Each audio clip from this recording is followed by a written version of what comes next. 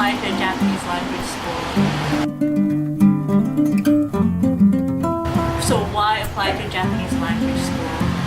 So mainly, I have like cheat sheets. So why apply to a Japanese language school? Mainly, someone who's going to a Japanese language school wants to get into like a university in Japan, because most universities in Japan require that you have at least an N1 or an N2 on the JLPT test. It gets you there. So basically, they're a Japanese language college preparatory course. So that's what you want to look for. And also, they'll also help you get into a university, help you with a part-time job, help you with housing, and they'll also help you if you're not wanting to go to university, and maybe you want to go to a trade school or a vocational school, they'll also help you with that too. Who can apply? So basically, you need to at least be 18 years or older. So I know they also require like at least 12 years of, education. But I know like some countries like Philippines, they have less than that. So, there have been like students from like Vietnam, Malaysia, Philippines, and Southeast Asia, or wherever other countries that have like less than 12 years of education. They'll help you get through that so you can apply. They basically just want you to have a high school diploma. Okay, so what type of courses? That Japanese language schools in Japan usually offer? There's a ton of them. So the main three for the college preparatory is 1 year, 1.5 year, and 2 years. But it could also have like 1 year and 6 months, or that's 1.5, sorry. 1 year and 9 months, 1 year and 3 months. So it can vary from, it could vary from each language school that you're looking at. And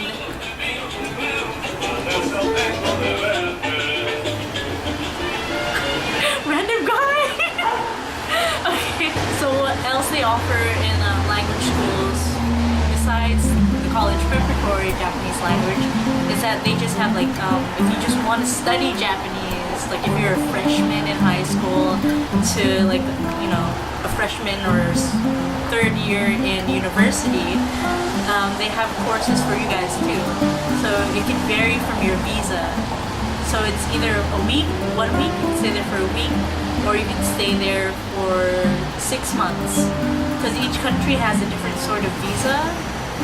Like US has like a 3-month visa, and I know Mexico and Germany have like a 6-month visa. So it all depends on your visa if you just want to stay there, not for, not wanting to go into university or vocational school there. Alright, so when to apply, Japanese language schools usually offer, which is the 1 year, the 1.5 or 1.5 year, and there's a 2 year. So for the 1 year and the 1.5 year, that usually starts in October. And the application period for that, this is from my experience with the Japanese language school that I applied to. So theirs was from March to July for the October one, the 1 year and 1.5. And for their 2-year program, it's from September to December. So and that starts in April for the 2 years. And usually it's like that. The 2 years starts in April, the 1 year, the 1.5 year starts in October. And I remember from before, like one year, 3 months, 1 year, 9 months also starts in a different time of the year. So check that out from whatever language school that you're applying. Depends on each language school what documents that you're submitting. Okay, so gathering your documents. So I'm speaking from my experience with the language school that I applied to. So the documents they want me to get are like, it's like 1 to 17. I have the list right here. And so one is photographs. So they want you to get 5 of the same photographs, like passport size. So they say here it's like 4 times 3 centimeters, but at least it's like passport size. Application form. So they'll the application form, they'll give that to you. They'll either email it to you or send it to you. 3. So personal records of your educational history. So you want to gather all of your like address and school name of your schools from elementary to like high school, or if you've gone to a community college, or like if you've taken a year in university, they also want that information as well. And then for purpose of study, so this will be included in your in your packet that they'll give you for the admission. And the purpose of study is basically explaining like why do you want to my cousin is making weird faces. So purpose of study is basically you explaining yourself why do you want to go study in the Japanese language school, why do you want to study Japanese, damn it. Number 5. So pledge. So they're gonna like it. This varies from Japanese language school, but some of them will have pledges, like saying like, I will conduct myself well. I will abide by all the rules of Japan or the school or something. So 6. Your high school diploma. So you guys need that. So 7 is you need your high school transcripts or the transcripts of your last education. Like let's say you went to community college, they want that.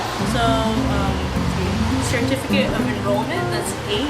That's the list here, but I didn't have to do that because I wasn't enrolled into any universities or college or community college. So I just got my records from high school.